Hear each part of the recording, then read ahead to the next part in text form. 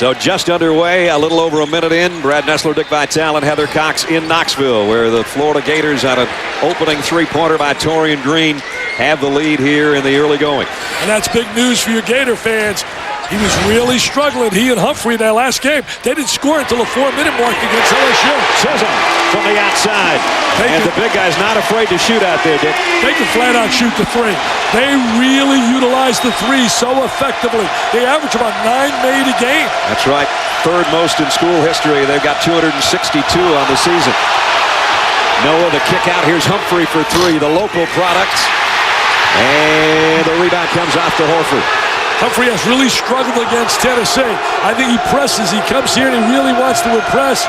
This is his hometown. His hometown is basically out by the Knoxville airport. Maryville, Tennessee is maybe 15 minutes from this arena, if that much. Chisholm with a block on Noah.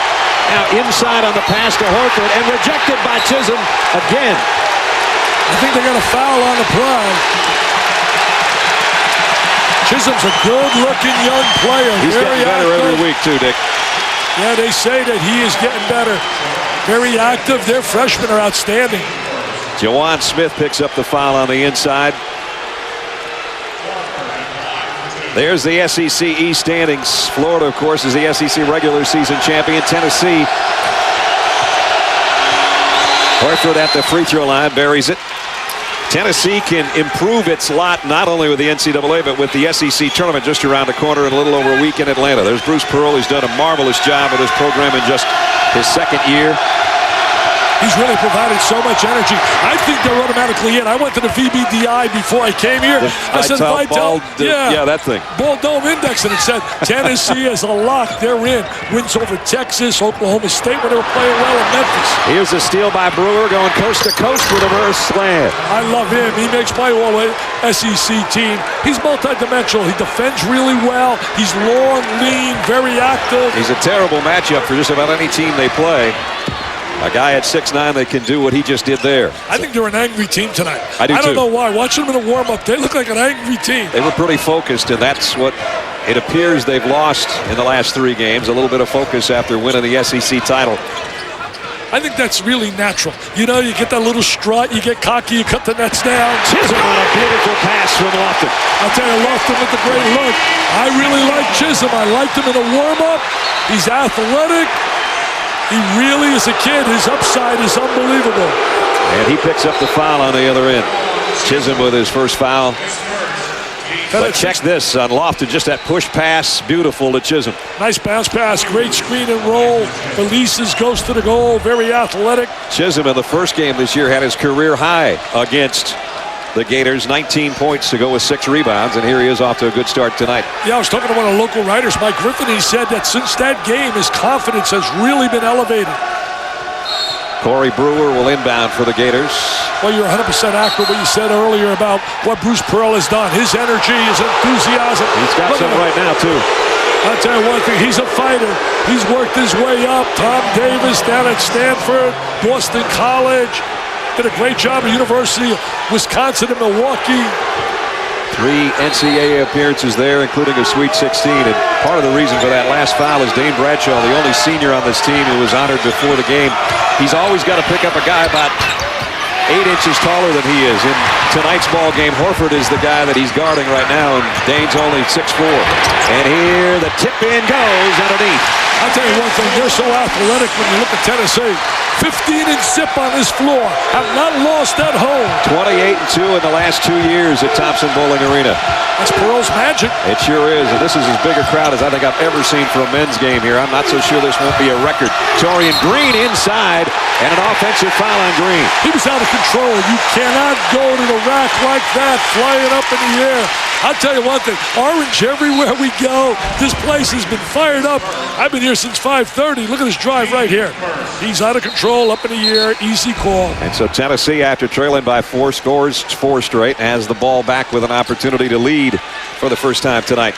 And Green will sit. Good being with you again, buddy. Good to see you, partner. Yeah. EA Sports last time we hooked up. The college basketball game. Yeah, there's a lot of people around the country wishing they didn't have to listen to our voice when their kids are playing that all day long. On the low block, Duke Cruz Battle for the rebound. Childress going to the floor for it, and still up in the air, and a foul. I think it's going to be on Chris Richard down low. Heather Cox is the third member of our broadcast team. Heather? Well, guys, tonight's the night for retribution. We all saw the footage of Bruce Pearl and what he did with the women's program when they played Duke, painting his chest with the V. Well, tonight it's all about Pat Summitt, and I was just backstage with her, and boy, does she have a surprise. In fact, she told me she's more nervous right now than she thinks she was before the national championship game. Well, I won't give away any secrets, but let's tell you this. The last time she did something like this, she was in 8th grade. oh boy. Wow, Heather, that was only about 10 years ago. Oh, yeah, you're and giving Pat some love 940 there. wins ago. 940 wins. Wow. Tennessee leads for the first time tonight. Full court pressure. They forced 50 turnovers in the last 2 games. And they forced another one there. Last 2 games, 26 and 24 against Arkansas and Alabama. This was the scene a little over a month ago. Bruce Pearl coming down as the V involves to show his support for Coach Summitt. And she's about ready to reciprocate as now Childress on the inside with a basket to extend the lead and one. This place is so pumped up. That's the kiss for Mr. Pearl. What an amazing achievement, a record she has. And Pat Summitt, she's going to go way over the 1,000 mark in her career. And has another great team again this year. Childress, who's really put some quality minutes on the floor in recent games. Look at the pass on miss and throws it down. That's just pure out hustling. And look at the full court trap. 5-point lead now. Florida better have their A game on tonight, Brad. 9 straight points for Tennessee. Richard asks for it down low, kicks it back out to Brewer. And now the baseline jumper in the 3, and that'll quiet the crowd down a little bit as Walter Hodge hits the 3. Hodge can give him that kind of offense off the bench. Here's Tab on a reverse layup. Nice drive on the baseline. Nobody rotated over on Tab. Brewer ahead to Richard, and now it's fast-paced action up and down the court. Whistle and a foul underneath is going to be on Josh Tab. And our first time out of the ball game has Tennessee in front. Normally we'd send you away, but we've got something special that we don't want you to miss that Heather was just talking about.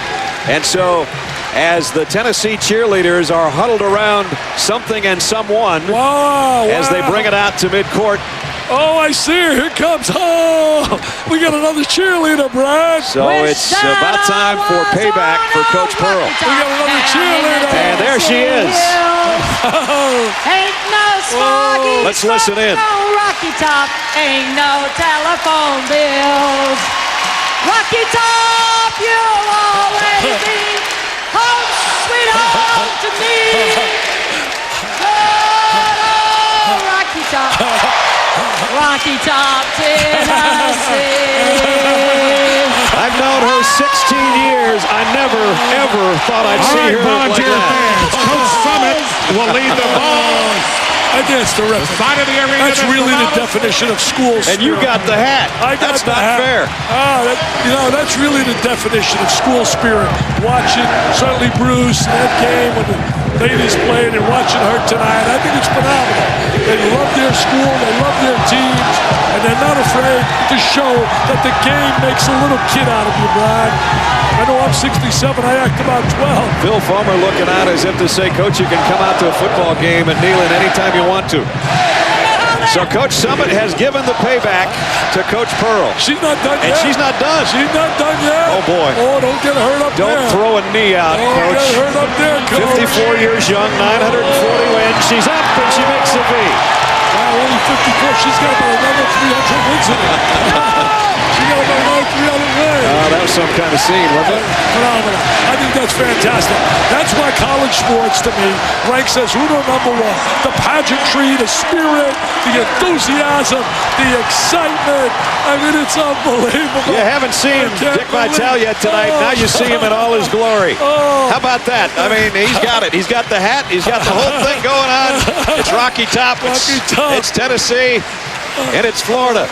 And it's 14-10 right now. And Heather's with Coach Summitt, I believe. Heather? Coach Summitt, I don't think any of us have ever seen anything like that. It's been since 8th grade since you were a cheerleader. Is it like riding a bike?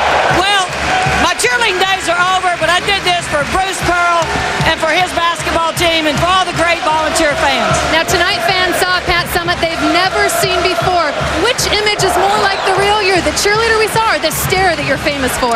Well, I'd have to say it has to be the coach. But this was fun. I'm glad my staff joined in. Speaking of work and coaching, you guys are undefeated in the SEC, getting set for the SEC tournament. Is this team ready to roll? I hope so, Heather. We've worked hard, and we're excited about it. Coach, thanks for giving us a moment we'll never forget. I don't think any of us will. I think Billy Donovan would like to forget this moment, so let's get on and play some basketball. Let's get out. We are at the summit, and she's taken her team to the summit so many times and put so many national championship banners in the rafters here at Thompson Bowling Arena. And now, unlike the old days sometimes when the men's game would have 10,000 people and the women's game would have 23, I don't think there's an empty seat in this place tonight. There's over 24,000. I'll tell you one thing, it's called the Summit. I will guarantee you before his tenure's up at Florida, Mr. Foley will do something to name that place after Mr. Donovan because he is going to put incredible numbers while he's there in Florida. Well, a 2-point lead now after Chris Richard knocks down both free throws. Richard's one of those real strong physical guys off the bench. Could start for a lot of schools in America. But that's why you win national championships, because you have people you can bring in off the bench. Howell in the backcourt now along with Juwan Smith. Howell a good three-point shooter. And almost had it stolen by Green. Green with a little shove there, and the officials don't call a foul. They leave that one alone. You know, you look at the Vols, the reason I say they were in that, they beat Texas this year. They beat Memphis by 18. Memphis got one heck of a team, John Calipari, dominating certainly their conference. They beat Texas. They beat Vandy. They got some quality wins. I did the Texas game and the Memphis game. Joakim Nolan smacks it against the board. That's what he does really well. Block shots, he passes well. Humphrey for three, and he buries it, and he gives Florida the lead back. That is really big for Florida. If they can get Humphrey going along with Green from the perimeter, it makes their inside players that much more effective. His 251st career three-pointer. His mom and dad are sitting about 10 feet from us here in row one because, again, his hometown is basically the suburb right up by the Knoxville airport. I was teasing the parents, how'd you get great seats like that? They got good friends in town here. Guys that they actually played ball with, or his dad Tony played ball with when he was in high school. He was not offered a scholarship here by Tennessee. Juwan Smith high off the glass, and he's become very adept at doing that in the tall traffic, going up high on the window. And he gives Tennessee the lead back, and Florida turns it over again. As Dick said, right now Tennessee is forcing 19 turnovers a game. They forced Arkansas into 24 on Saturday. And 26 against Alabama, 50 in the last two games. And they do a great job of forcing turnovers on the inbounds of the basketball. Here's what Dick's been talking about on the inbounds plays. Little heat check for Juwan Smith on the outside, and a whistle and a foul on Chisholm, and we're going to have to be careful. Bruce Pearl's going to probably have to get him out of there. That's two quick ones on Chisholm, and he's their big man on the inside. He might be a freshman, but he's playing more like a sophomore or junior. I'll tell you one thing, they don't hesitate shooting the three. Nope. I mean, they live by that three. And anybody will take it too, Dick. Yes, they don't sir. care who it is. Let the big people step out. And that's really what fans love, too, the exciting style of play. Well, the number one and number two scoring teams in the SEC are here tonight. Tennessee's number one at 80 a game. Just under 80 is Florida. Here's Horford on the inside. I love Horford. I think he just gets better and better. Doesn't get the notoriety that Noah does, but Horford is one tough inside player. Here's Bradshaw backing in on Noah. Up and under for Dane Bradshaw. He's a heart of a champion. He's one of those guys, SI picked them as their all-blue team, and I can understand why. Look at him battling Noah inside physical. I said he's always got to guard a guy that's 6 or 7 inches taller than he is because he was recruited as a point guard here, and he's played every position but at Tennessee. See, Noah's got to get a little more aggressive offensively. He only took 4 shots against LSU. Exactly. He scored 4 points on 2 out of 4 shooting. Inside, nobody cuts off Ramar Smith. Nobody rotated over. I tell you, Ramar Smith has got great speed and a terrific reputation. Coming out of Detroit, played for Benny White, who I happen to know. Three-pointer doesn't go, and it's Bradshaw again with excellent position for the rebound. Played at Martin Luther King High School in Detroit. Ramar Smith, as far as league games and SEC freshmen, the number 2 scorer, number 1 in assists, and number 1 in steals if you just talk about SEC games. And Dick, they came so far. When Chris Lofton missed 4 games, Ramar and Juwan Smith had to grow up, and so did the rest of the team, and now they're deeper and they're better Of course, they lost 3 or 4 when he was out of there, but it helped them in the long run. Then there's no doubt these kids had to really step up, and even though they lost those games, they got game experience. Here's Cruz inside, Cruz into the hole. I'll tell you, those freshmen are really good. The C&C gang, C squared, Chisholm and Cruz. Very 18 active. points in the paint already.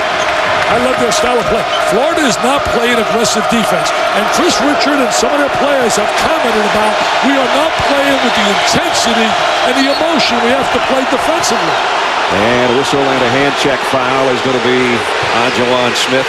You know, they get everybody's best hit, though. Billy Donovan has built such a program that everywhere they go, they'll get everybody's A game because they bring in that national championship title and everybody steps up against them. Of course, a title game in 2000, then a national championship game last year. They started 17-0 last year. As Dick said, they hit a little bit of a rocky spot about the same time as right now. Then they ripped off 11 straight to win the national title. Yeah, they lost 3 in a row to Tennessee, Alabama, and Arkansas at this time last year. They're really aggressive tonight. Look at that Tennessee. Horford, nice drive. Didn't finish. Chris Lofton with a rebound. Look at the run. Oh, what a pass to Cruz. And a block by Horford. I'm going to tell you this right now about Lofton. That kid is not just a flat-out long-range shooter. He's improved his handle. I cannot believe they didn't recruit him at Kentucky. How did they let him get out of Kentucky, Brad? Will you tell me that? Out of Maysville, Kentucky. And here in Rocky Top, kind of a rocky entry to the big V there for Coach Summit. Tennessee by 5. ESPN's exclusive presentation of college basketball is presented by Lexus and their passionate pursuit of perfection. And in part by Capital One. What's in your wallet? Beautiful day and night in Knoxville, Tennessee. Our Super Tuesday presented by Lexus. As Tennessee here at Thompson Bowling Arena, the first 8.5 minutes leading by 5 over the defending national champion and 4th-ranked Florida Gators. Packed house. Championship week buzz, 89 men's and women's games, 34 championships, every ESPN, ESPN2, and ESPN Classic games available on ESPN 360. Can't believe it's already here. The SEC Women's Tournament, we saw Coach Summit starts in Duluth, Georgia in about 2 days. And, of course, the men's tournaments begins, a lot of them this weekend, and then the SEC and the ACC next week in Atlanta and down in your part of the country, Tampa, St. Pete, respectively. Can't wait for that. I tell you, we're having a big party. You're going to be able to sleep in your own bed, aren't you? I know. That's it's going to be fair. really great. No, I may stay at a hotel. Okay. Just to be up there, have a little fun with everybody. But the ACC right there, they're really doing Lorraine's going to love that. Good, I get him out of the house. 11 and a half to go in the first half here. Lofton hasn't had a chance yet. Now he does. I'll tell you, he shot that with a hand right in his face. He would be my choice as player of the year in the conference. I don't think you saw the value of his team when he was out of the lineup. They lose 3 out of 4. He comes back. They win 5 out of 6. He has a knack, Dick, even if he has to fade away a little bit, of being just an unbelievable shooter. That's his 293rd three-pointer in his career. And that's second all-time in the Tennessee record books to Allen Houston. Rebound comes off to Tennessee, and it's Tab on the run. That was a pretty good player when you took Mr. Houston. Great shooter. And inside, Cruz is fouled. Chris Lofton, 86 threes this year, had a school record 114 last year. And watch this contested shot, as Dick was talking about. Yeah, I mean, look at the defense right in his face. I mean, they're right in his face, and he trains him. He trains him right in front of Lee Humphrey's mother and father. Right in front of him. And their son, who had the hand in the face. Hey, I'll tell you this. You know, I talked about the recent woes of the guards from Florida, and they're 2 really good guards, Torian Green and Lee Humphrey. Humphrey, the last 3 games, 8 for 25. Torian Green was 1 for 13 in the last 2 games. You can't win when your guards are not making shots like that. Green hit his first one tonight, the opening basket of the ball game. He is Florida's leading scorer. They have basically 5 guys that are in double figures, even though it's 9.9 for Lee Humphrey, but Green is their leading scorer at 13 a game, and that just shows you how much they share the basketball, that your leading scorer would only be scoring 13 a game. You know, I mentioned earlier about Kentucky not recruiting in a situation with Lofton. Many a times you get a commitment from guards. They got Rondo, they had Bradley, they had a lot of guards coming in with big-time reputations. Can't take everybody. In fairness to Tubby, really, you can't take everybody. And sometimes a gem just happens to happen. And wow, you say, wow, I can't believe it. And he's out of Maysville, Kentucky. Well, we think that he's overtaken George Clooney as the most popular guy ever to come out of Maysville. George Clooney, not a bad-looking guy. Oh. Wow.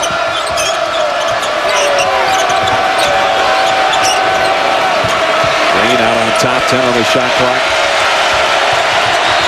I haven't seen Florida in transition other than a steal by Brewer. Corey Brewer got the front of the iron, and that's it. They didn't get a good shot there either. Nice job by the Tennessee defense. Lofton thought about a long shot, and Stanley drives and scores. I'll tell you what I like about his game. He's added versatility. He came in with a reputation as just a shooter. Listen to this plays. Rocky Top. They're all going bananas here. Chris Lofton on the drive the last time. An 11-point Tennessee lead midway through the first half. Let's talk about the Sonic drive to 65 and look at Tennessee's resume, Dick. Yeah, I'll tell you one thing. They're in for sure. I don't give a anybody. Look at those key losses. They lost to some quality teams. Almost had Ohio State beaten down at Ohio State. Yep. Played them really tough. Got beat by Butler in the NIT. Those are actually quality losses more than key losses. You Exactly. lose to those three teams is nothing to be ashamed of, that's for sure. And then you take a look at a win over Memphis. Memphis has dominated its conference. Texas, really a good basketball team. And winning 5 of the last 6 always helps. The committee always looks at who's hot at the end. And right now, Florida's cold. That's the 5th turnover. And the second time Corey Brewer has tried to throw a pass to Joakim Noah and not been able to get it to him. Let's check in with Heather. No surprise, Florida frustrated at the 6-0 Tennessee run. Billy Donovan during the last time out talked about the way he wants to change his defense, specifically against the pick and roll, especially late in the shot clock. So Dick, watch those big guys off the screens be much more aggressive. Lofton trying to save it, throws it away. Good point, Heather. I'll tell you this right now. Florida's just totally out of sync. They are really out of sync rhythm-wise, offensively and defensively. I think they lost their focus after they clinched the SEC championship. Billy's got to find a way to get them back focusing because they're too good, Brad. They're too good. And Joakim Noah picks up the foul on another rebound by Dane Bradshaw, who had him out-positioned, if you want to put it that way. And Bradshaw got his 3rd rebound, and Noah upset with his 2nd foul. I think he's upset with himself. He's too good a player. We saw it in the tournament last year, blocking shots, passing the ball. I mean, he could have possibly been the #1 choice in the NBA draft, but came back to school. Got to give all the kids credit for coming back Yes, after sir. winning a title. I still like that tandem. He and Horford, when you talk inside play, one's physical, one is finesse. He passes, the other guy can score. This is not the Florida team I saw earlier. Nope. Lofton with 5 on the shot clock. Bradshaw with bad shoulders, doesn't want to shoot from the outside. Got to pass out, though. And shot clock expires. He keeps it alive. That's what Bradshaw does. All those intentions. Look at him move the ball. Extra pass, and the 3 goes for Jawan Smith. What a great job of reversing the basketball. That is absolutely a coaching clinic on how to move the ball. Green through traffic, got in too deep, did get the pass out to Brewer. He misses the 3. Horford on the putback, and let's see if they're going to give him the basket. He's fouled, I think, before the shot. Let's wait and see. As we have a 30 at 30 with Reese Davis. Reese, what do you got? All right, Brad, first, once again, in baseball, Ron Santo not elected to the Hall of Fame. It's the 3rd straight year that the Veterans Committee did not elect one of the veterans to the Hall. 75% of the vote needed to get into Cooperstown. Santo got 70% of the vote. Earlier tonight in college basketball, Pittsburgh, trying to be the #1 seed in the Big East tournament, beats West Virginia by 14. LaVance Fields hitting the 3 there. Pittsburgh has Marquette this weekend. Sports Center after the game, ESPN News always. All right, Reese, keep us posted. It's 31-17, Tennessee by 14 on their home floor. You know, I can't believe Ron Santo didn't get in the Hall of Fame. You talk about a guy that deserves it. Unbelievable. Been an all-star, gold glove winner. Really sad. I just can't believe it. It is Super Tuesday here with Heather Cox. I'm Brad Nessler with my Hall of Fame finalist partner, Dick Vitale. Bounce pass to Cruz up and under. I mean, look at the way he handles the ball. So much for the defense on the pick and roll, huh? That Billy was talking about. And Heather was talking about. They're not communicating. Nope. They're not communicating. You can't start feeling sorry for yourself. Now that ends a 6-minute drought without a field goal. Chris Richard with authority with his first field goal. If Florida's going to really get back, they have to get back defensively. They got to start making some stops. You know, all year they've been able to, this year, spot teams, the big leads. Corey Brewer, who's so great at stealing the basketball, almost came up with a steal there, but dribbled it out of bounds. So it's going to be Tennessee ball following this timeout. 7:37 remaining in the first half. The great pass for the second time from Lofton to Cruz underneath.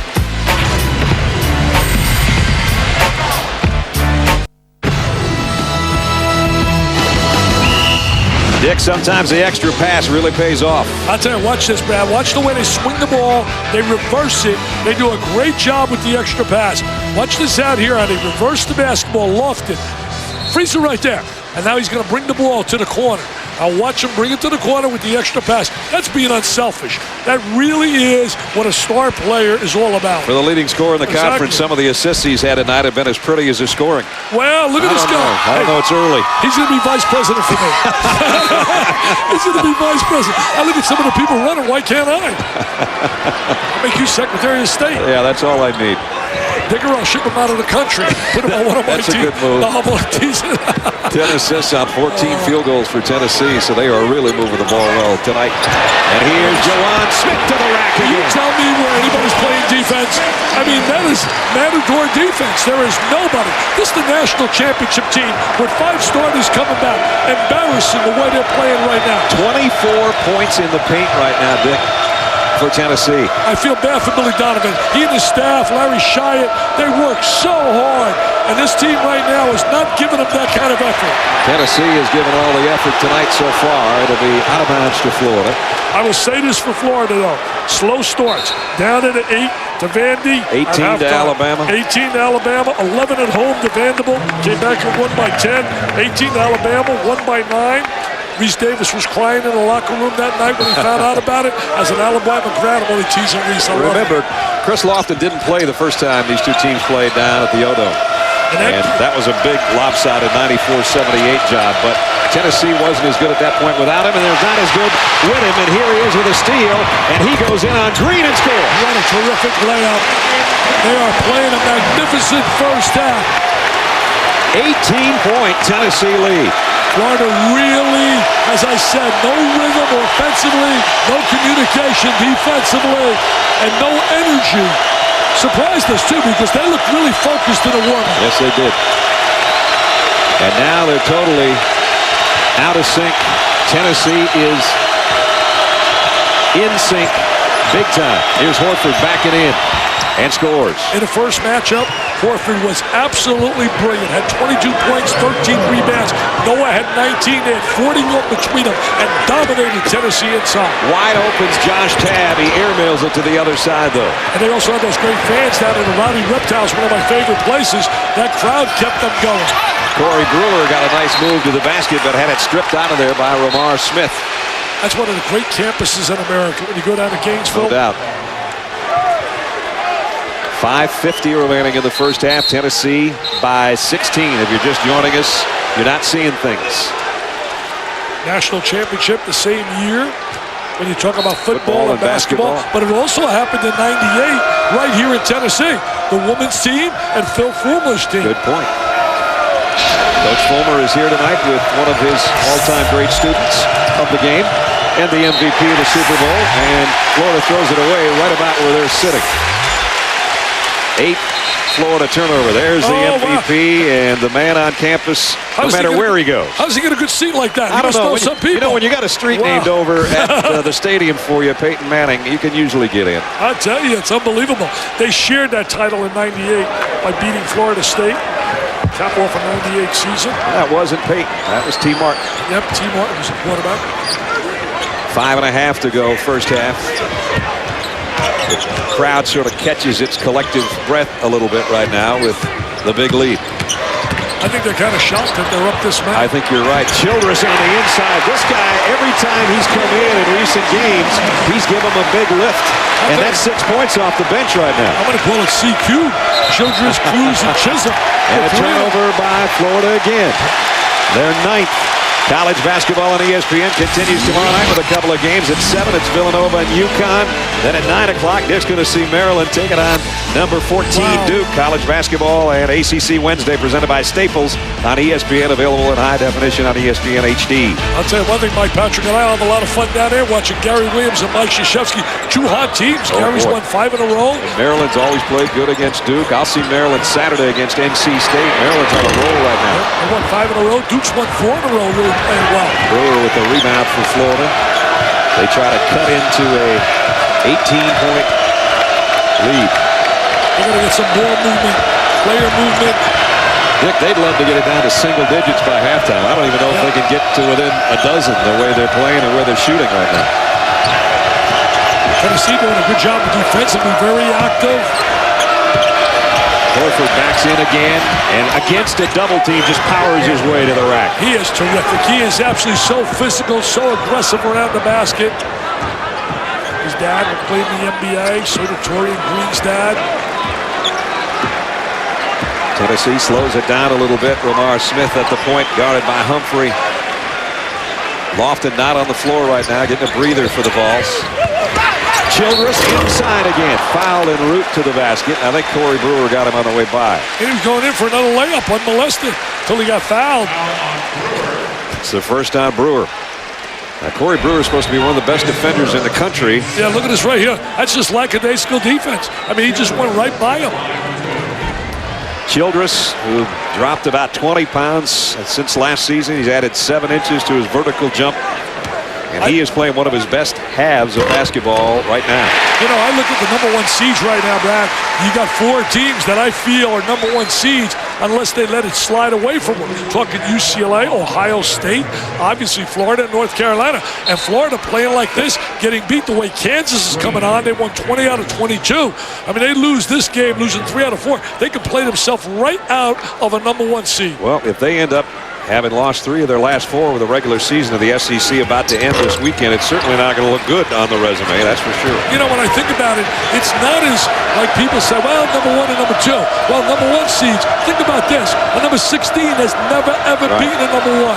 But a #2, they have won 4 times. So there is a little difference. You bet there is. Horford in low again, backs up on Cruz. Boy, and then throws an elbow. I don't know if the official saw that. Maybe it was just out of jubilation for scoring his 10th point. But a little bit of an elbow in there after the basket. I think he's doing what he can on the inside every time he gets the ball. He just needs some help. Playing a little passive zone right now. Came out of the man-to-man. Tough to zone this Tennessee team the way they shoot threes. Here's Howe. He's going to try one and got it. Just like Dick just mentioned. Tough to zone now. They shoot the 3 too well. They have too many weapons in all parts of the floor. They can shoot it from the wing, from the top of the circle. 18 points for Tennessee from their bench right now. Brewer up and under. Nice scoop shot by Corey Brewer. That's his athleticism right there. Corey Brewer, long, quick. You got to defend, though. When you're down like this, the only way you're going to get back, you got to play on the defensive side. Tell you, if somebody would have told a Volunteer fan that at this point in this game, it would be Ramar Smith, Josh Tabb, Jordan Howe, Ryan Childress, and Chris Lofton, and a 16-point lead, they'd say, wait a minute, what lineup do you have out there? Lofton, 3 again. I cannot believe the way he gets that off. I cannot believe he's Mr. Kentucky in basketball. 46-27. I don't think there's any doubt they would love to see him in that Kentucky blue now. Peyton Manning loving it. So are the rest of the 23,000 or so that are here. Horford, who's been really the only consistent offense for Florida. Offensive, nope, they're going to call a foul on Cruz. Yeah, I thought a little acting right there. The Oscars just went out. I thought a little acting. Is he one of the best shooters in the country, Richard? Without a doubt. Without a doubt. He's a 6 shooter, this guy. He's solid gold, baby.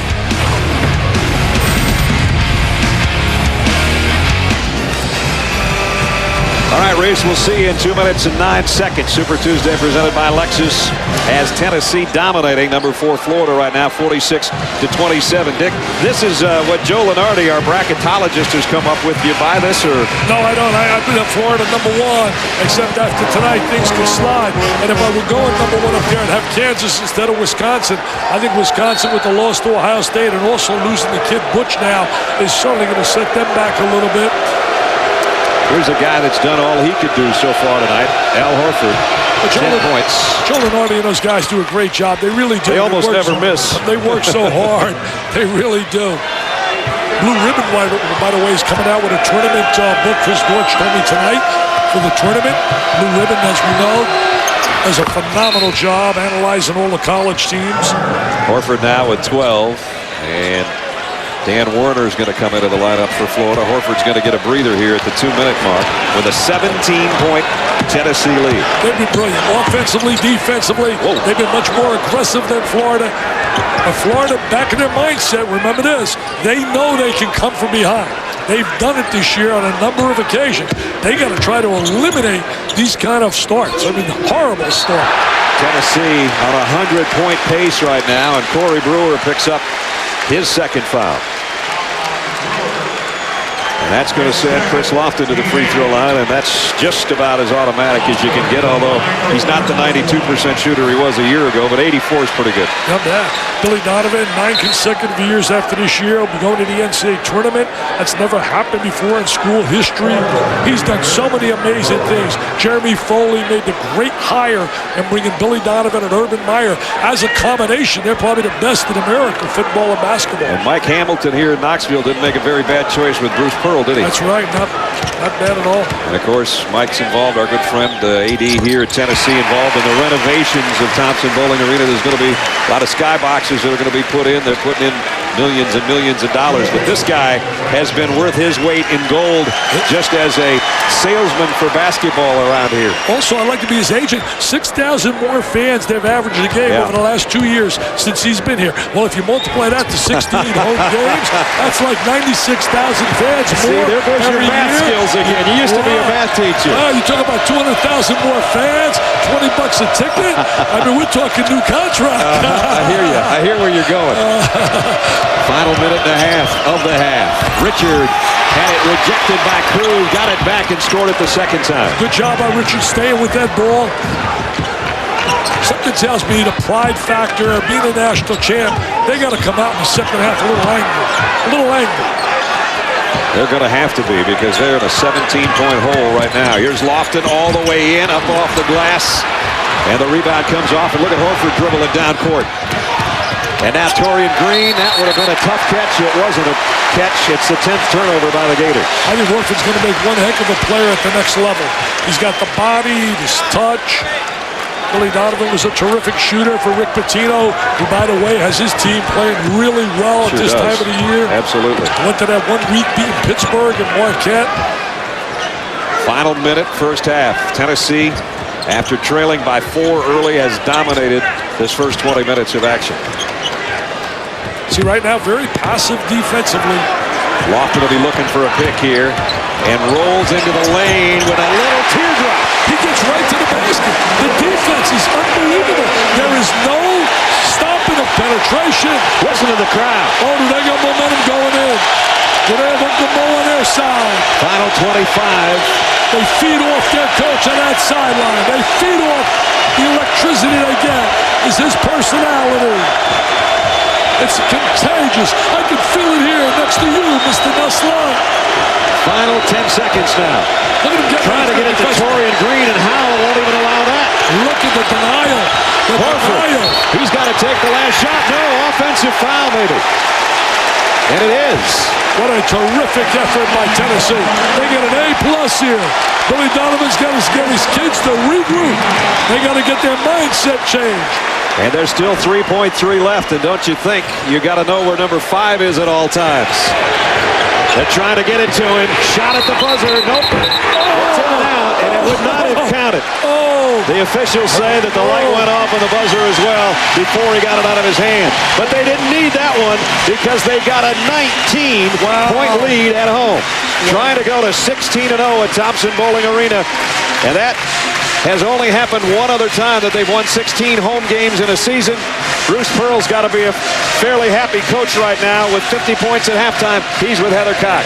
Coach, earlier today you told me on paper that you were outmatched inside. So how have you been able to more than double up Florida inside the paint? Well, we're smaller, so we got to press up on the ball. You can see terrific ball pressure.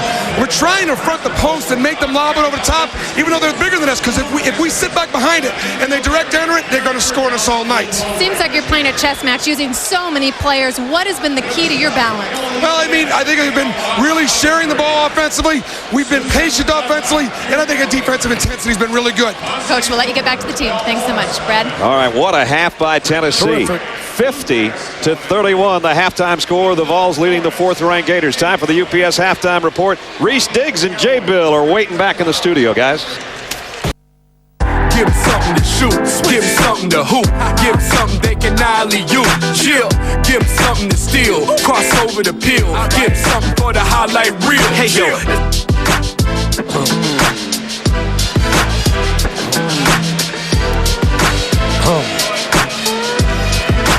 24,047 are watching this one at Thompson Bowling Arena. Our Super Tuesday presented by Lexus has the hometown Vols on top by 19 over the defending national champion Florida Gators. Welcome back, everybody. I'm Brad Nessler with Dick Vitale.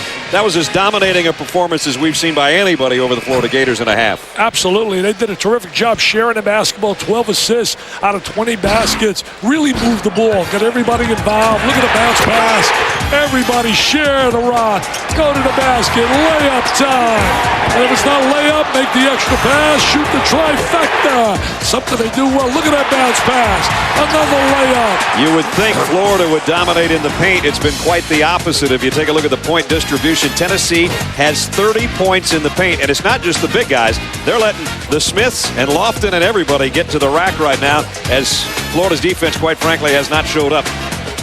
That's putting it bluntly, Brad. That's exactly right. Their defense has been a no-show. I read a column, and really an outstanding guy down in Gainesville, Pat Dooley, wrote about, the fact that they got to really get back their mindset and start playing. Like he wrote about Noah not really playing up to his potential recently. This team is not playing to its level of ability. Let's see what Heather got out of Billy Donovan. Heather? Well, you guys won't be surprised at all to hear that Billy Donovan talked all defense to me. He said, we cannot allow a team to shoot 67% and think we're going to win this game.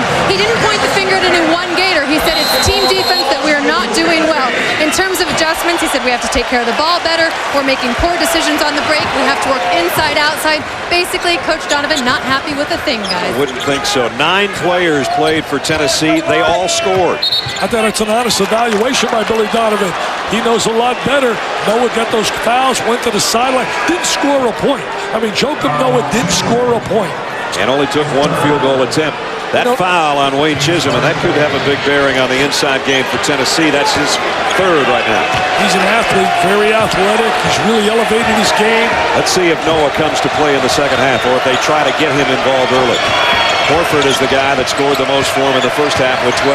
Torian Green for 3. Horford keeps it alive. And now the rebound comes off to Tennessee. And the Gators try to swarm, and they're going to be picked up with a foul by Noah. And that's his 3rd, Dick. That's his 3rd. Billy Donovan, though, I don't think you can pull him out. I mean, you're down 19. You got to let him play. You got to let him play. Well, they were frustrated by the little guy getting the rebound inside. Jawan Smith, all 6'2" of them.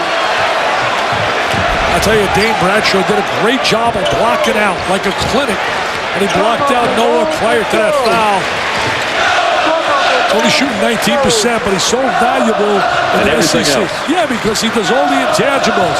He plays on the defensive end, sets screens, passes exceptionally well. Averages 4 assists a game. Tennessee's coach, Bruce Pearl, and his wife, Kim, have started a scholarship in Dane Bradshaw's name. And I don't know if that's ever happened with an active player before at any school, as Lofton takes a long three, but that's how valuable he's been in just the 2 years that Bruce Pearl's had him as coach, and he was the only one introduced tonight as the only senior, and there was quite a reception that he got before the ball game tonight. Tennessee with another steal. Here comes Smith, and now Lofton, and now Smith again. Are you kidding? That is a clinic. That is an absolute clinic, the way they pass the ball in that sequence. So unselfish, and they get the layup. I don't know if when you came to town, Mr. Vitale, you were expecting the Vols to be up by 21 points. I haven't been here many a year, but I'll tell you what, I got a feel I'm going to be back next year. Bradshaw with another steal. Can Lofton get to it? Saves it. And then they throw it away. Trying to make the extra pass. You know, getting back to that scholarship in Bradshaw's name, $100,000. Yeah. You know, Bruce Pearl told me before the game, he said 45 years I was a poor man. 18 months I've been rich. You know what? I like it rich. Dane Bradshaw's in grad school. He graduated in 3 years in communications. And I think whatever he chooses to do, it probably won't be basketball, but he's going to be good at it. His dad went to my alma mater. That's right. Whistle, foul, and a turnover. Turnover, not a foul. They're out of sync. Totally out of sync. They came out with a little bit, really, a mindset of playing a little harder, but they're really out of sync offensively. They haven't been buried this far by anybody. Dick mentioned some of the other big leads that other teams had, including 18 by Alabama. But when you're down 21 and you're in front of 24,000 in a hostile crowd, well, you better show your championship medal or you got no chance. Exactly. It's a little different than being at home where they had the Rowdy Reptiles to spark them on. Came back and beat Alabama by 10. Lofton missed the long three, but Bradshaw got the rebound on the long carry. The one thing you don't want to do is get too cautious with that lead. You want to still play your basketball. You don't want to try to start to look at the clock and take time off. Chisholm drops it off on the baseline, and it's stolen away there. Tennessee hasn't turned it over much. Green, looked like he turned his ankle. Hope he's all right. He gets up, but apparently he is. It's going to be on Chisholm, and that's 4, and he's heading to the bench right away. What would help Florida is if Humphrey would get going and shoot some threes. Can't even get any looks. You know, Chisholm is trying to get out of the way, and he got his feet tangled up, I think, with Torian Green more than anything else.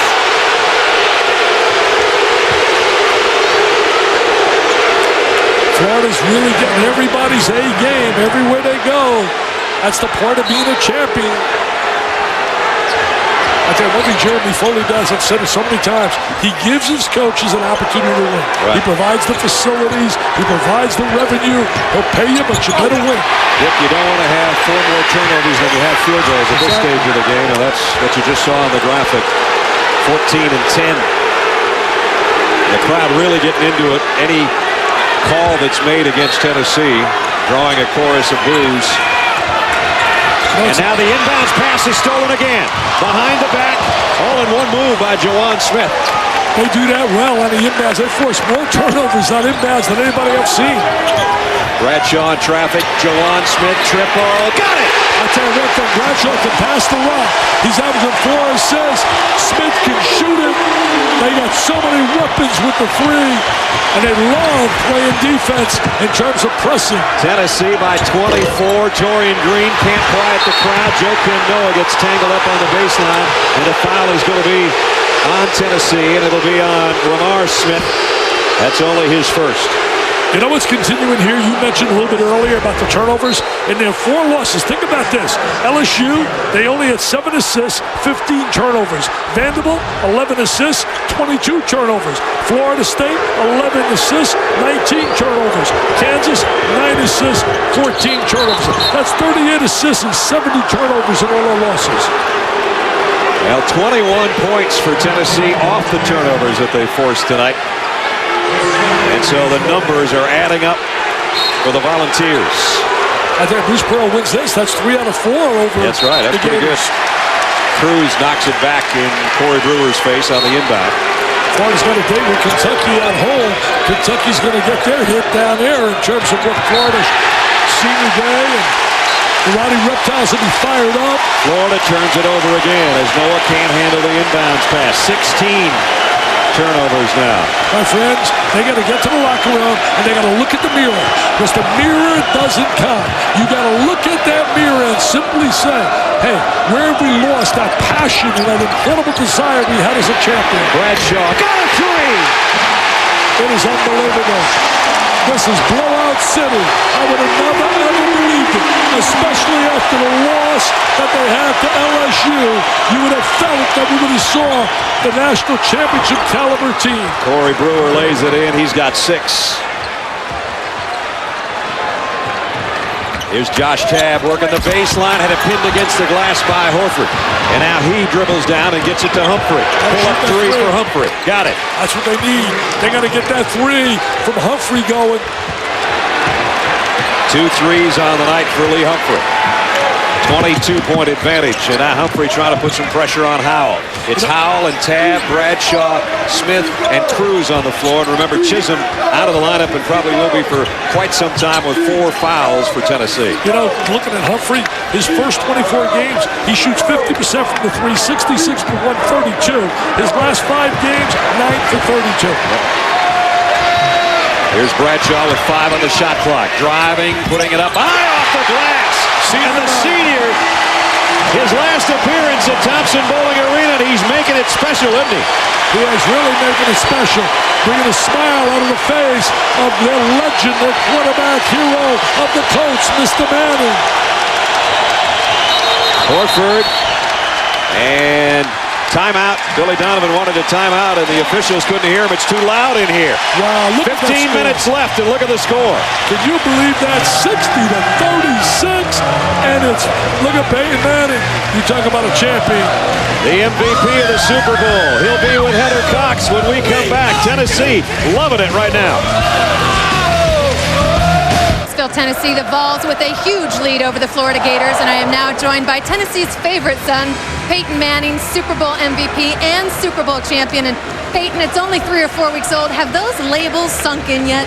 Well, you never really get tired of hearing them, and it sure makes you feel good when you share it with your teammates. I brought Brandon Stokely and Jeff Saturday down here to Knoxville, and anytime you can be around guys that you helped win that Super Bowl, it sure makes you feel good. Now, Peyton, you had a chance to address Bruce Pearl's team before the game. We're giving you full credit for this huge lead. What on earth did you tell them? Well, like I said, there's not much you need to say to get fired up to play Florida in an SEC basketball game, and there's no better motivator than Bruce Pearl. But I just told them that I pull for them every time they play. They really brought Tennessee men's basketball back to a new level, almost to the same level that Pat Summitt has always had the Lady Vols, and just proud that they brought that program back now. Hopefully the idea is to finish the job. Speaking of Pat Summitt, a good friend of yours, you were talking to her earlier. You also were expected, saw a little treat, saw her cheering this team on in Rocky Top. How surprised were you? I thought you looked great. I was tipped off a little bit, but I told her that was the main reason I was coming tonight, was to see her in her cheerleader uniform. So she did great, and she and Bruce support each other so well, and I think it's just great, because this is really a basketball state in a lot of ways. Football is always going to be, kind of top, but this is a basketball town, and Bruce has really brought the level back. Peyton, congratulations on your success. We'll be back to Knoxville after this.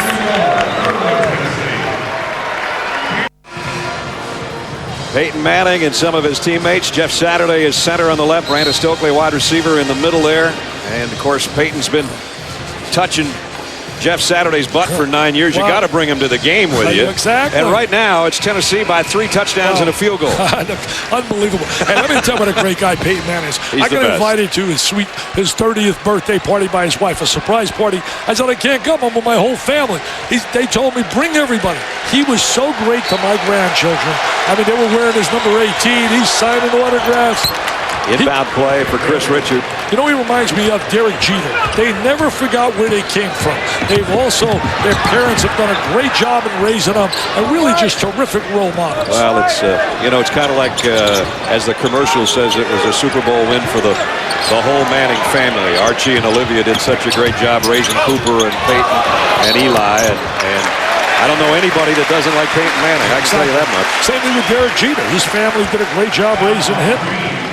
Lofton's going to go to the free throw line as Torian Green picks up his second foul. I disagree with you, buddy. I know I like you, but I disagree with you. I think a lot of defensive backs don't like him. That's true. I don't think they like him. He picks on him, embarrasses him, humiliates him. Here's Lofton. 2 for 2 at the stripe, and one rims out on it. Talk about humiliation. It's a real humiliating scene here. There's Coach Fulmer. I talked to him a little bit at halftime. We'd like to have him back behind center. Boy, no kidding. But he does have Eric Ainge, and some of the football players were out here at halftime, and Eric Ainge had a sensational year, and he'll be back for his final hurrah in the SEC coming up this season. I tell you one thing, the Gators, and I don't know football like you do, but their recruiting class looks like it's going to be unbelievable. Yep. Urban Meyer doing a phenomenal job there. He and Billy Donovan as a combination. 61-38. I can't believe it. I am stunned. I thought we were going to see Florida at their best tonight.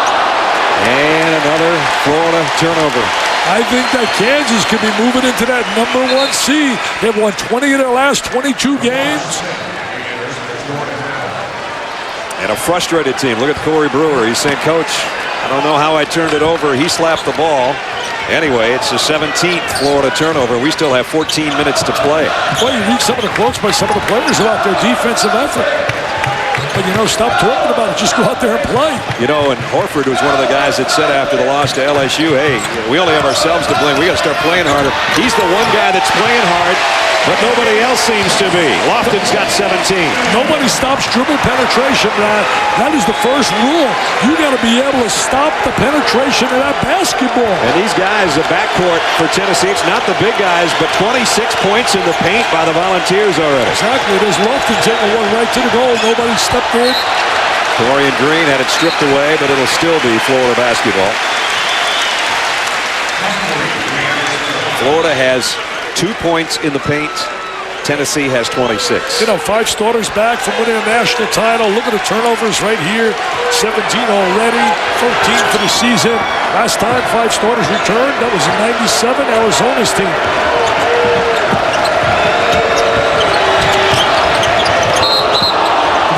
And another traveling violation on Corey Brewer. Back-to-back Brewer turnovers as he was trying to get around a pick by Richard and actually ran into his screen man and then turned it over, and he's going to go sit down. You know, Adam Shows and certainly Lindsay are doing a solid job here tonight. Our officials, a good crew on hand tonight. Look at this here, 36 points in the paint, 26 points off turnovers. I mean, that's just humiliation. That's just out being out hustled. Yes. When I said 26 points, I meant 26 points off turnovers. 36 overall in the paint. And the 2 points Florida has off turnovers. So quite a discrepancy there. Joker Noah's got to really start stepping it up more offensively. I mean, he doesn't even think about getting a shot off. Lofton with 5 on the shot clock. Back pedals over Torian Green. And the rebound is Noah. Quick outlet to Humphrey. Lee Humphrey in traffic trying to lay it up and in, and Chris Richard follows. Richard has been on a tear. He's always been a guy with a high field goal percentage because he normally scores like that. He shot 70% from the floor last year, comes in shooting 66% from the floor because, quite frankly, most of his shots are those follows. He's got 10. Yeah, he does a great job on the offensive boards. How many shots is Noah? Noah's taking like 2 shots tonight. Noah right now is still 0 for 1. 0 for 1. Had 4 shots in the last game. You can't be the #1 pick in the draft, one of the top 5 players in America, and your team is getting pounded, and you're not stepping up. I mean, he has to step up. He's too talented. There's a ton of scouts down to our right watching tonight. Let's get a quick 30 and 30 update. Here's Reese.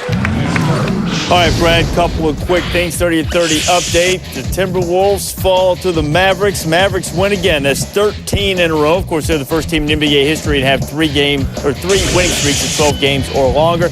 No veterans elected to the Baseball Hall of Fame for the 3rd straight year. Ron Santo came the closest, got 70% of the vote. You need 75. Sports Center after the game, ESPN News always. You just missed another great pass by Dane Bradshaw. You watched it in the double box there as it looked like he had no place to go and got a bounce pass inside. They all pass the ball so well. They enjoy passing the ball. They enjoy sharing it. Bruce Pearl has done a magnificent job getting him to play with a sense of pride. Volunteers dominating the Florida Gators with 11:46 remaining.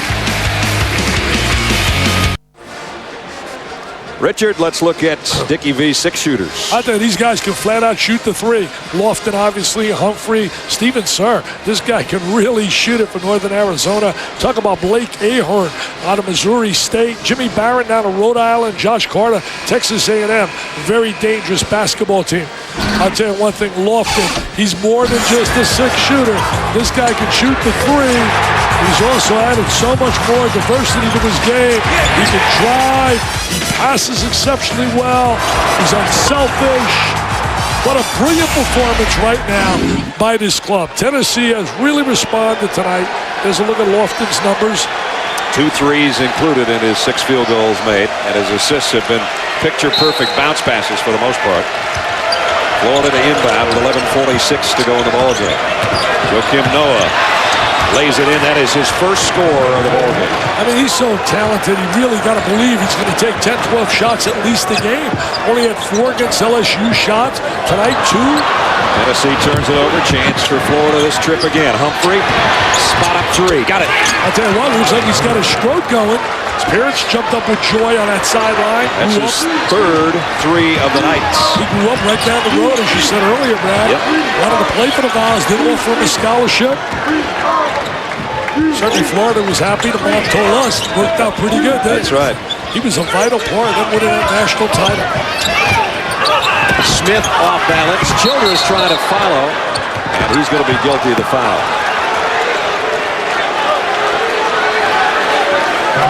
Lee Humphrey from right here in Maryville, Tennessee, just maybe, I don't know, 15 minutes from where we're sitting. Knocks down to 3.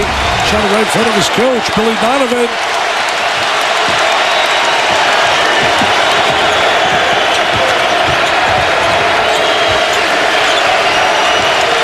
Don't want the ball. If you know where you got to want the ball.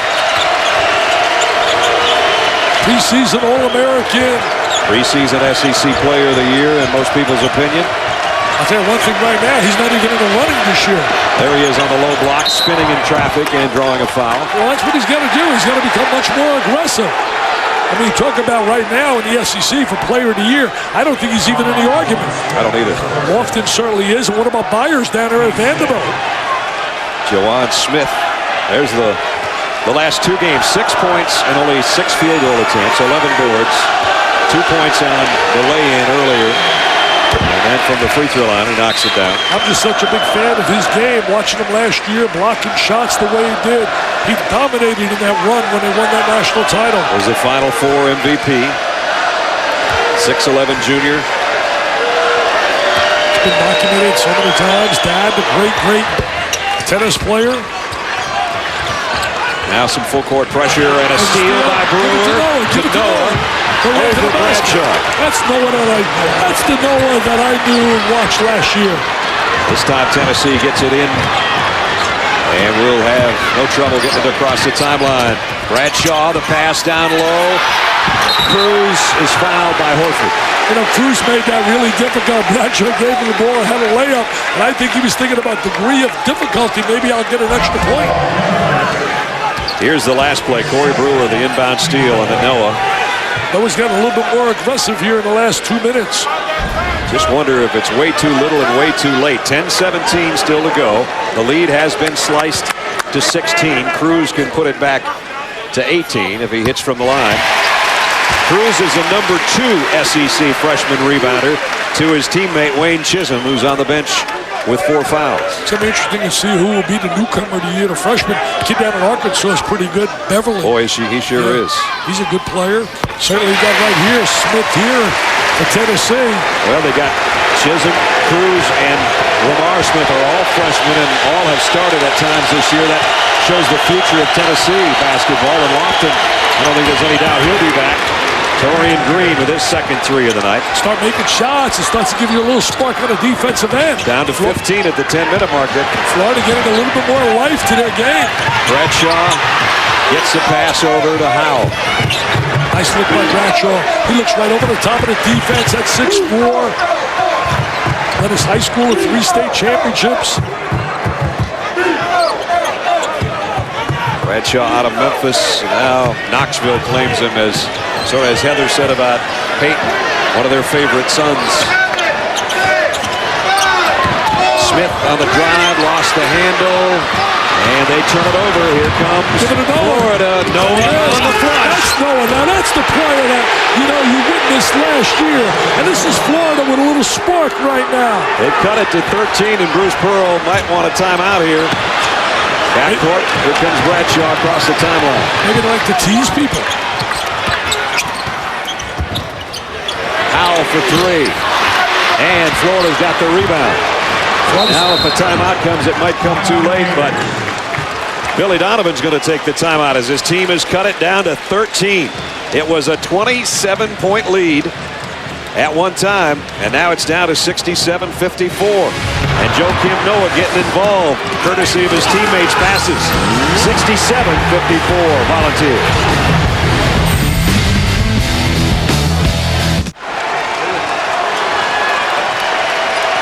Smokey's got a Gator, but right now the Gators got Smokey by the tail. A 14-2 Florida run in the last 2.5 minutes. They're starting to play aggressively. They're running. Humphrey, another long three. Rebound. Who touched it last? Going to be out of bounds to Tennessee. Horford got a hand on it before it went out of bounds. Well, this is as close as we've been since it was right around the 31-17 range in the first half. Well, Noah in that 4 or 5 minute cycle played like the guy that was projected to be the Storm. 8 points in a hurry. Got to give him a little break right now. Can't get cautious here. If you're Tennessee, you start playing a little bit cautious, trying to run that clock down. A lot of time left on that clock. Under Bruce Pearl, when they score 80 or more points, they are 27-3. They've got 67 right now with 8:20 to go. Ball knocked out of bounds by Corey Brewer. I think they're getting a little too cautious with the basketball. I think they've lost that little zeal that they had looking to go to the basket. And now they've only got 8 seconds on the shot clock, so they have to be aware of that. They're not going to have much time to get a good look here. Let's see if they get it to Lofton. Oh, the entry pass. Bradshaw underneath to Jawan Smith. What a terrific pass. The design play. Jawan Smith was the guy that threw it in. He went immediately to the baseline. Usually that's the most dangerous guy, the guy that inbounds the basketball. Special situations. They really excel in those areas. Florida's hit 5 of its last 6 shots at the 8-minute mark. They trail by 15. Horford got his own miss, and he's got a chance from the free throw line. Missed twice in close. Cruz picks up the foul, and it'll be Horford at the free throw line when we return. Down to 7:55, and Tennessee's lead is down to 15. Boy, Oklahoma State needs that one bad. You heard of the blue guys. These are the orange guys, I guess. 69-54, Super Tuesday presented by Lexus. Richard, take us inside the play on this last inbound play. Yeah, watch this on the sideline. Now watch right here. We're going to roll. Freeze it. We see the screen. Now look at Lofton, going to give a screen here, and he's going to run his man, and nobody from Florida. Look, he's staring at the ball. Nobody sees the cutter. Now watch this. Goes right. Here goes Jawan Smith. And Bradshaw with the entry. Yes, sir. Poor job defensively. Got to see ball, got to see man. Hey, you're right, Brad. You talk about Oklahoma State. You talk about slipping and sliding like Clemson. Wow. I can't remember a team being 17-0 to start the season and not make the tournament. In my years on ESPN, I can't remember. It could happen. Horford at the free throw line. They've only won, 2 since, right? Yeah, exactly. There's Humphrey and Noah on the bench. Horford is the leading scorer for Florida tonight. That was his 13th, trying to make it 14 here. He's a solid player. He really is. Tough, physical. Nice rebound by Jawan Smith, who we just showed score on one end, the rebound on the other. 14 points. Tennessee's lead has been cut almost in half. Three-pointer. I don't know about that shot by Jawan Smith, but he is one of their top three-point shooters. Yeah, he really likes to shoot that too. I'll tell you this, Brad. As poorly as Florida's played in the last week, 10 days of the season, they're still one of my teams to go to the Final Four. I really believe it. I think tournament time, you're going to see a different team. Chris Richard is fouled down low. I think it was Howell that got him trying to swipe the ball out of there. I think they have lost focus. I think they have lost that mindset that champs have, and they've lost that hunger factor. But I think they'll get it back, I really believe, when it comes tournament time. Chris Richard at the free throw line. He's done a really nice job off the bench tonight for Florida as he's got 11 points. Well, they were down tonight 27 points. These are the games with the big deficits that they came back and won, including Alabama, Vandy, and UAB. But their biggest deficit of the season has been here tonight, down at one point 58-31. Keep those numbers in mind because now we're down to a dozen. And also all three of those were never on the road. One was on a neutral floor and two were at home. Horford, his second block shot of the night. Here comes the Gators again. Hodge all the way. Nobody cut him off. I wonder why Noah's out so well. He's playing so well. Is there something wrong physically? I can't understand why he would be out. He's got 3 fouls, but who cares about that? We're under 7 minutes. He was playing so well. I tell you this, 10 with 6 on the clock. Florida, very explosive team. This baby's not locked up. I thought it was when we're up 27. We never give up, but at times you think, hey, 27-point lead doesn't look good. Here comes Florida with a chance to make it single digits. Brewer, little stutter dribble, and now going back inside, kicks out. Green for 3. That would have been huge. Richard trying to track it down. Bradshaw knocks it away from behind, but it's going to be Florida ball. And now you can see some concern on the faces of the Volunteer fans. I'll tell you one thing, they're playing a little bit more now with some passion and some intensity when you look at Florida. This is what we thought we'd that we'd see from the opening tip, and we didn't. And they really were focused during the warm-ups. They really were. Just that Tennessee played so well, moving the ball. Noah is back in now. It's Hodge and Green in the backcourt. Brewer, Richard, and Noah. Horford's getting a breather here. Getting to single digits psychologically was such a lift for the Gators. Hodge so fast to the basket, and he's fouled by Bradshaw, I believe, and it should be a shooting foul. And it stops the clock as well. I'm going to tell you right now, when I look at Tennessee and even the crowd looking at him, it's like that prize fighter, Brad, and I know you follow the fight game. He's leading, and he's trying to hang on, and he's on the ropes, and he's hanging on, hoping and praying that it comes to an end, because he's got the baby won. And that's what you see right about now, because Florida has got a little momentum on its side. This guy's getting nervous right here. Look at this guy. Chisholm's coming back in. His time on the bench probably done with 6:08. He's got 4 fouls. But Bruce Pearl is pulling out the stops right now because he knows the lead is in a precarious spot for Tennessee because it is down to 8 points. Down to 8. Still 6 on that clock left. Here's Lofton underneath, and he got it to go. And that's what you want out of a great player, to make a great play when your team needs it. And that's what he did. He responded in a tough situation. Lofton with 19. Tennessee fans now getting up for the defense again. Yes, sir. The crowd now gets alive. 24,047. And it's going to continue like this for years to come under Mr. Pearl. Humphrey. Tough shot, didn't go. Rebound, Tennessee. Josh Tabb pulls down the rebound. Florida can't allow them to go on a little spurt. Bradshaw, they leave him alone. He's got those bad shoulders. He does have a three-pointer tonight. Played most of last year with wrist ligament damage and most of this year with 2 bad shoulders. So he's not the scoring threat that he used to be. He played in the tournament last year in a lot of pain. He just wanted to play and had the surgery late. Here he is underneath, and he almost got a shot off there as Hodge fouled him. He learned how to play at home with his siblings, his sister, his 2 brothers, all played college basketball. One at the Merchant Marine Academy, one at Barry University of Florida, one at Cornell.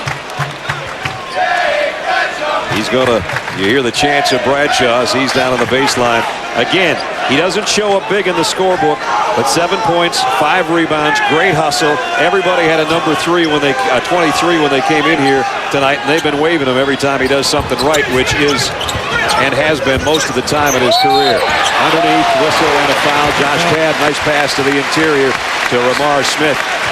We talked about the only senior for this Tennessee team, and what a reception he got with his mom and dad, some of his family members here.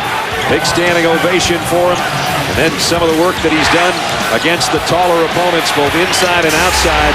It has been a nice way to go out if indeed Tennessee wins this tonight. I think Dane Bradshaw will be one of the first to be celebrating in the Tennessee locker room. He said he learned so much playing with his brother Ryan, Cody, and sister Bridget.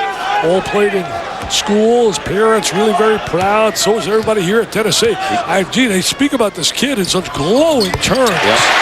He said to Dick and I before the game, I know what's going on. Sometimes my body doesn't have enough talent to let me do what I want to do, but I know the game. Listen to this crowd now. 5-minute mark, 12-point Tennessee lead. Mark it down, 5 minutes to go, 73-61. And you wonder if you're a Gator fan,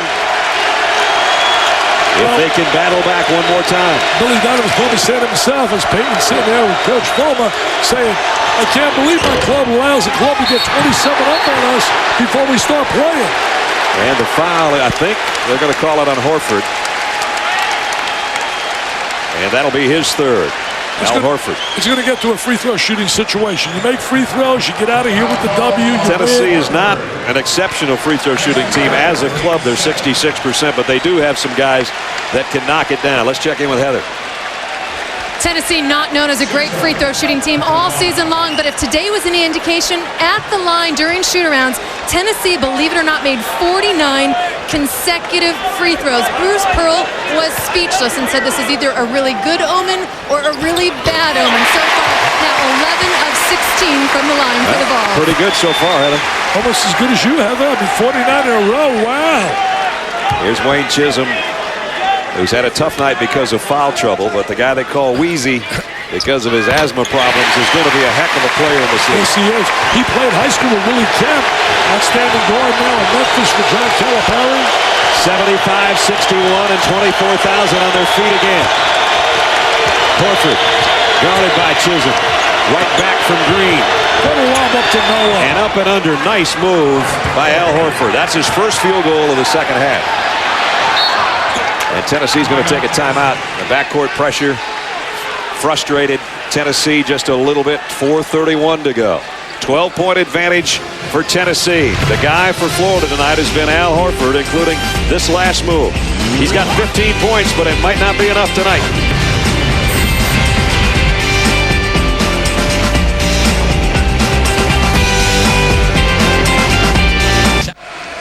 Well, in the second half, Florida's done a better job. Tennessee has not scored that many. Welcome back, Brad Nessler, Dick Vitale, Heather Cox. Okay, let's say this 12-point lead holds, partner. Do you bump Florida from number one? No, I don't bump them. I'll tell you one thing. You look at their resume. If they beat Kentucky, I don't bump them. Now, if they lose this and lose to Kentucky at home, you bump them. You slide in Kansas. But I don't think it's going to happen. I really think you're going to see them beat Kentucky and play well in the postseason in the SEC tournament. We're, of course, talking about number one seeds. They were number one in the country up until a week and a half or so ago, and now they've lost 2 of their last 3. They're trying to get a come-from-behind win. It would be a big comeback if they got it tonight, that's for sure. They missed. Noah was wide open. Threw the lob to him. Corey Brewer penetrates and scores. He was wide open. They missed him. Down to 10 again at the 4-minute mark. I'll tell you one thing Billy's got to be proud of. They didn't quit. They didn't fold the tent. They kept challenging and playing. And Horford blocks another shot. He and Noah between them had 100 block shots coming in. Horford has stuffed 3 tonight. Just asked UCLA last year what they did to them in the national championship. They put a show on blocking shots. That UCLA team's going to be a threat this year. I love Aaron Aflalo. It's going to make my first-team All-American team. Florida on a 23-10 run in the last 7.5 minutes. Chris Lofton is going to go to the free throw line as Corey Brewer picks up the foul. You know what I like about Lofton? When his club is struggling, he puts the ball in his hands and says, I got to make something happen. We'll see if he makes it happen from the free throw line when we come back. 2:58 win. All right, Reese, welcome back to Knoxville. Tennessee leads by 10, trying to cling to the lead now with 3:33 remaining in the ball game. I tell you, some teams getting some quality wins. Syracuse over Georgetown. Jimmy Boeheim can relax now, be in a tournament. Let's talk about Florida's resume. Yes, sir. Look at that resume right there. Look at that Florida. Got that big win over Ohio State. Lost to Florida State. Played without, I believe, Brewer didn't play in that game.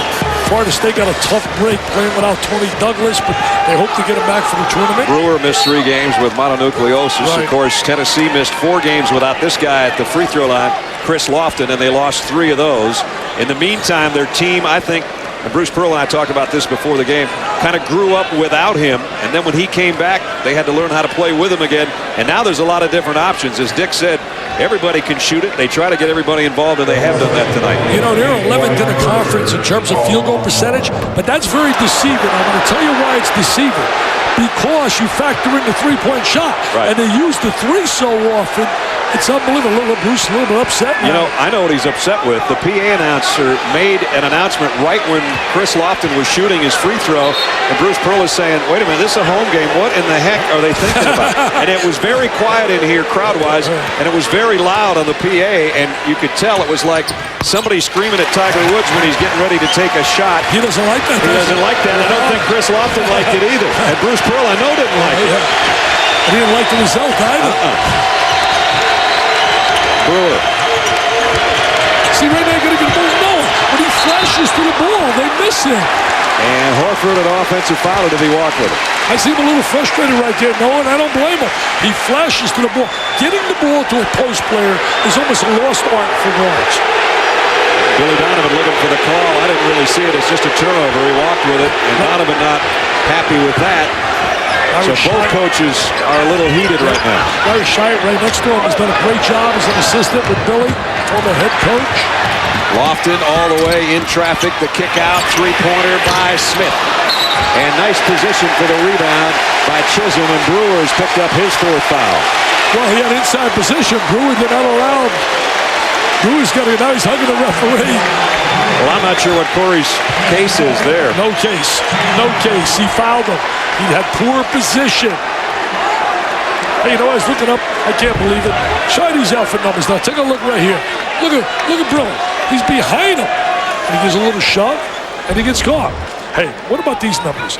27 plus wins 25 times, 16 Final Fours, 6 NCAA titles, 940 wins. Pat Summer. That's how you get a floor named after That's you. right.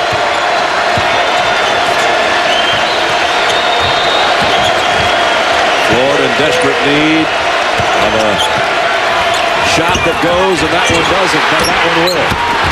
It's Horford again, just playing around the glass. Down to single digits. Billy Donovan timeout with 2:41 to go. Still not out of the woods. How about a kid like Humphrey who can knock down a three real quickly?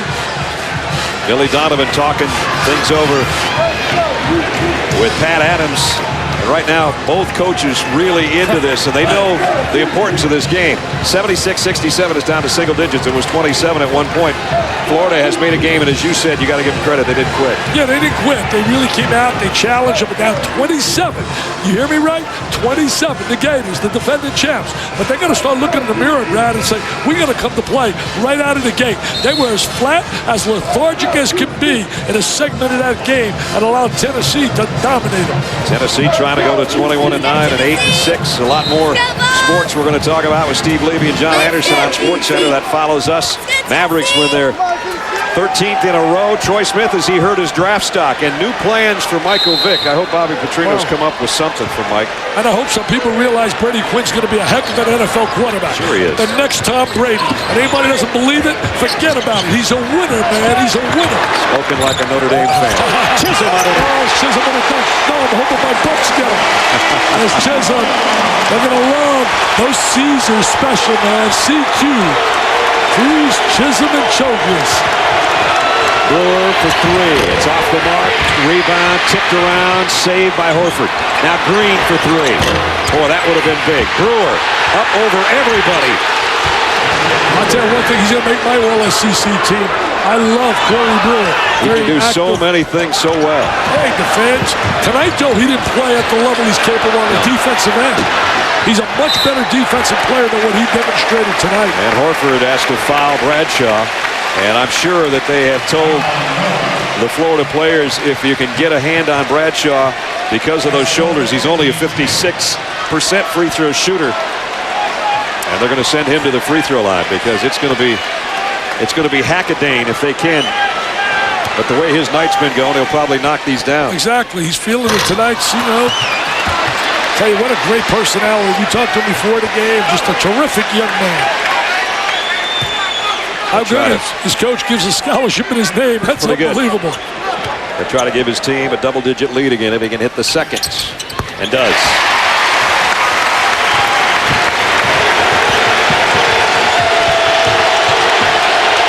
Too much for the overcome. 27 is just too much to overcome. Torian Green, a little bit short on the three. His last three three-point attempts have been off the front of the iron. It's going to be Rocky Top Town on a campus here in Knoxville. Horford is gone. He fouls out with 17 points. It's going to be celebration time. The campus is going to be electric. I beg your pardon. That's Horford's fourth, apparently. I thought that was 5.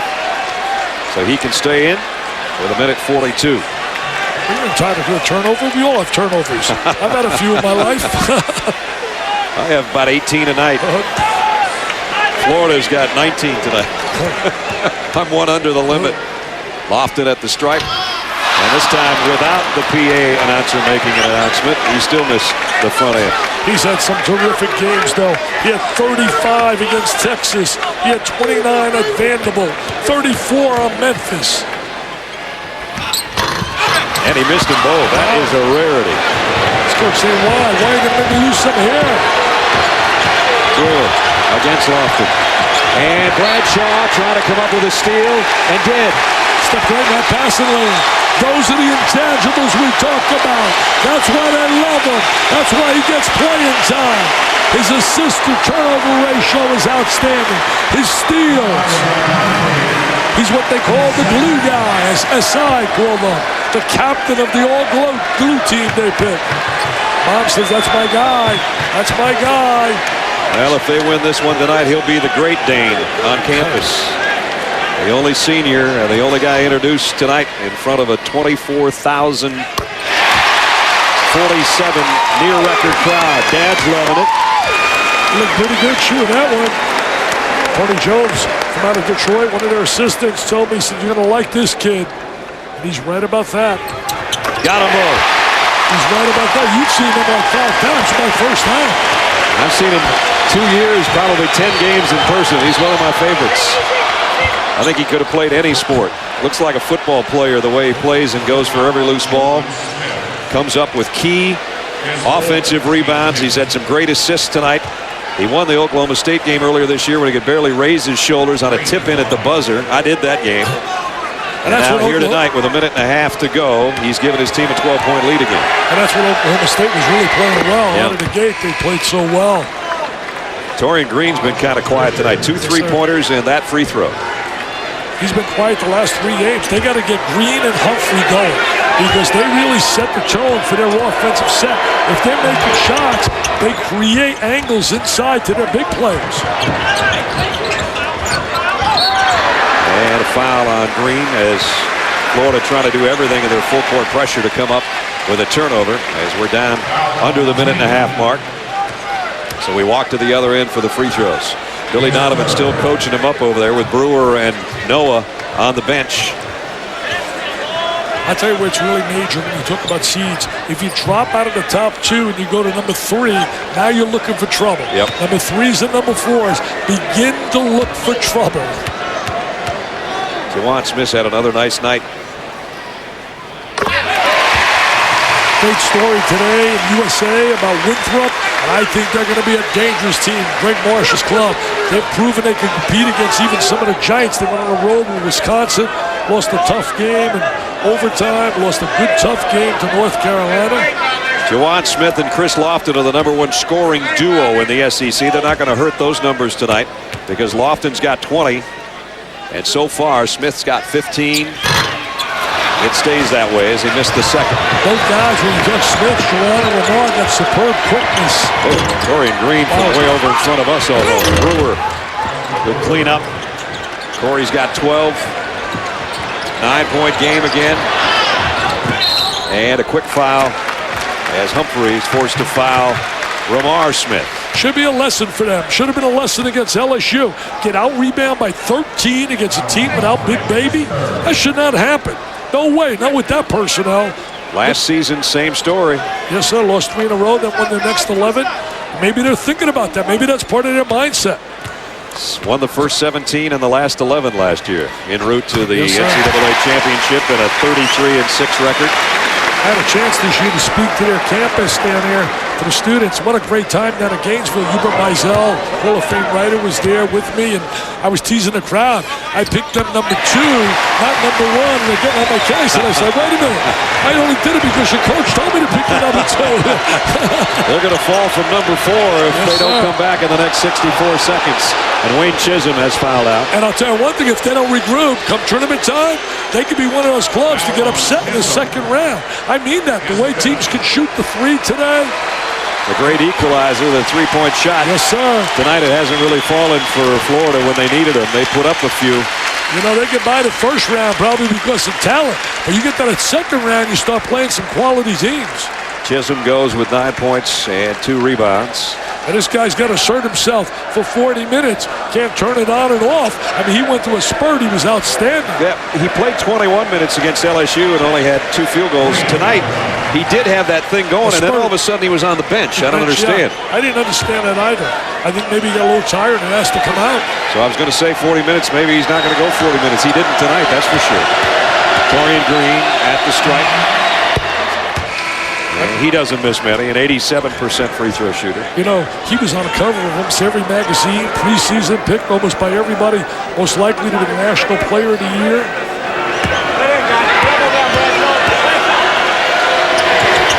Green knew he was going to miss the second, or maybe he tried to, as he was chasing down the rebound, but it came to Tennessee instead, and we're under a minute. They're not going to be denied, my friend. This is Tennessee. It's a W for the Vols of Tennessee, and they keep marching on. Tennessee last year swept South Carolina, who became the NIT champion. They swept Florida, who became the NCAA champion. Wow, and now they're getting ready to split with Florida this year. And the first time they didn't have Chris Lofton. Tonight they have him. There he is at the line with 20 points, trying to get on his average if he hits this one. And he has missed 3 free throws in a row and 4 of his last 5. And that's just not like Chris Lofton. And all his teammates know that. They're patting him on the head as if to say, dude, you do this every day. Just go knock him down and let's go home. Mr. Kentucky in basketball, was a brilliant high school player. Came in with 1,447 career points, which is 14th all-time at Tennessee. He's added 21 more tonight. And we're down to the final 50 seconds, and it's Tennessee by 11. 28-01 is the record. Allen Houston, followed by Ernie Grenfell, Tony White, Reggie Johnson, and Dale Ellis, who can shoot it. Bradshaw, another rebound. Tennessee, final 40 seconds. And for the 28th time in 31 games under Bruce Pearl, when they score 80 or more, they're going to win another ball game. And they're going to beat Florida in front of a crowd of 24,047. And Peyton says, that's the way we used to do it in football, too. The Bernie Ernie show was here, was special, and the Ray Mears. I remember Ray Mears and Stu Aberdeen, 2 great guys. And Bernie had his jersey retired the last time I was here as they put number 53 up in the rafters. There it is right there, Bernard King. Ray Mears, terrific coach. Stu Aberdeen was a terrific assistant coach to him back in the early 70s and 60s. Corey Brewer has fouled out, and now Dane Bradshaw is aware that his final appearance on the Thompson Bowling Arena floor is going to be in a winning effort in front of a near-record crowd and against the defending national champions. You want to go out in style, that's style. Well, tomorrow will be senior night down at Cameron Indoor Stadium. They're 5-2 the last 7 years. 2 losses to North Carolina. They got Maryland coming in real hot right now. Gary Williams' club has played brilliantly. Strawberry had a phenomenal game against North Carolina. I can't wait. Those Cameron Crazies will be going bananas. I guarantee you that tomorrow.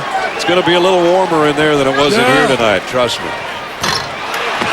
Well, Tennessee, I think, lost just a little bit of focus on the free throw line, but that's about it tonight.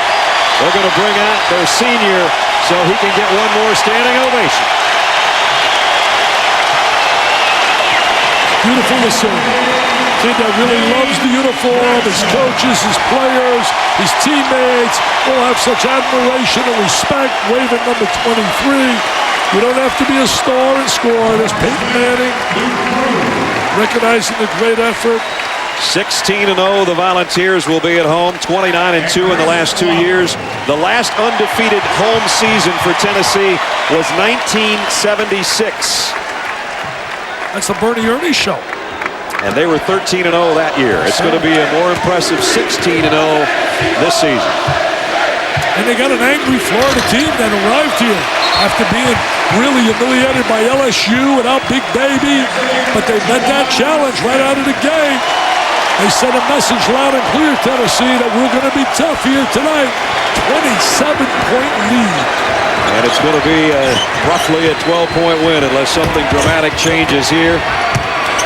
Florida trying to go back up, and a possibility for a three-point play for Maurice Spates.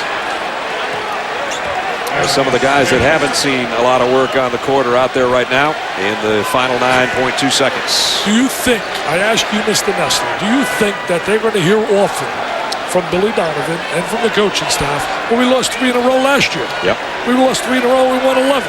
They'll go back and remind themselves of that. And as you said, I think Billy's going to say, okay, we're going to watch film and we're going to look in the mirror and you guys tell me how come we lost the game. I think it's pretty obvious. Tennessee wins it by 10.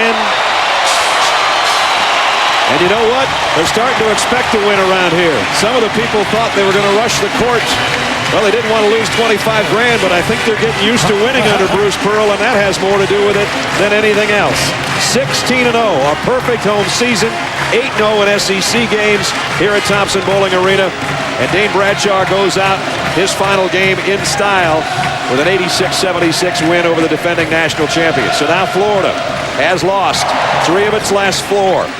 Tennessee has won 6 of its last 7. One team, are they going up and the other team going down? Well, the SEC tournament in about a week and 2 days might start to tell that story. But for tonight, it was the Tennessee Volunteers' time.